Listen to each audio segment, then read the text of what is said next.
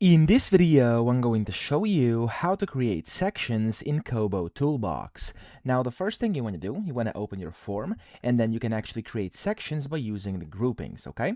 So to do this, you want to first select all the questions you want to put inside one section. So for this example, I'm just going to put these two questions over here inside one section or group. So to do this, you first want to click on the first question, and then as you can see, it's going to get like a slight blue coloring selection around it, which means that question is currently selected.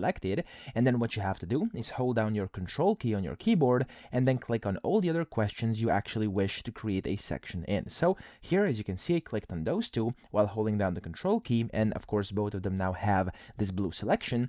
And now this button top left over here appears. Okay, there's a bunch of different ones. This one is the correct one. It says create group with selected questions. Click on it, and then as you can see, it's going to create a group, which essentially is like a section. So I can just go ahead and name this, for example, section 1, like this, and there we go, we have a section. Of course, you can make multiple if you have like a lot of different questions. You can just do as many of these as you want, name them how you want, and then that's essentially how to create sections. So I hope this video helped you out. If it did, please subscribe to the channel and help me out as well.